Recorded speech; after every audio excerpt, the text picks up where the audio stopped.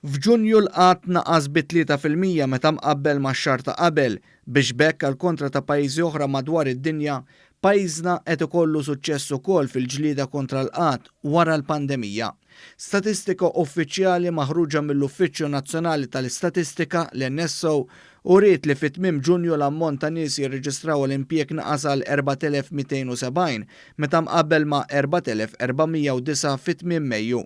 Bekk kien hemm tnaqqis ta' 139 persuna. Fi stqarrija l-Gvern qal li kull ġurnata f'Ġunju madwar 5 persuni ma baqgħux ikollhom bżonn jirreġistraw għax sabu impjieg. Il-Gvern fakkar li l-ammont ta' persuni jirreġistraw huwa ferm anqas mill-medja storika ta' pajjiżna. Fil-fatt f'Marzu tal-2013 qabel il-bidla fil-Gvern kien hemm 7350 persuna jirreġistraw jew 72% aktar mill-livell preżenti. Saħansitra fl-eqqel tal-kriżi ekonomika tal-2009 l-ammont ta' nies ifittxu impjieg kien kważi messi 8000. L-ogħla ammont ta' qatt f'pajjiżna mindu dħalna fl-Unjoni Ewropea kien f'Settembru 2004 meta ċ-ċifra ta' dawk ma jaħdmux kienet laħqet 8197 persuna. Dan huwa kważi d-doppju tal-livell li kien hemm ix-xahar li għadda.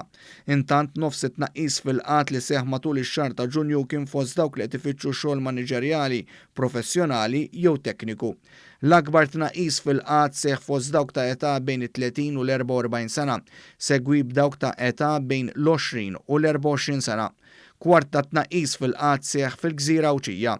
Il-Gvern irremarka li tnaqqis fil-qatt jidher li beda wara tħabbir tal-pjan ta' riġenerazzjoni ekonomika li se jitfa' 900 miljun euro fil-bwiet tal-familji u n-negozji.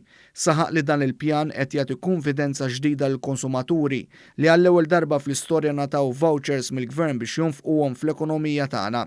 Dan filwaqt li nata suppliment anke aqwa bħala ammont lil dawk fuq l-in-work benefit. Il-Gvern qal li se jkompli bil-ħidma ħalli aktar persuni jsibu impjieg ġdid u bekk pajjiżna jirriġenera l-ekonomija u joħloq il-ġid li jasal għand kulħadd. Intant fuq Twitter il-Prim Ministru Robert Abela laqa b'sodisfazzjon dawn ir-riżultati u qal kif il-pjan ta' għada aħjar diġà qed itejjeb ħajjet in-nies.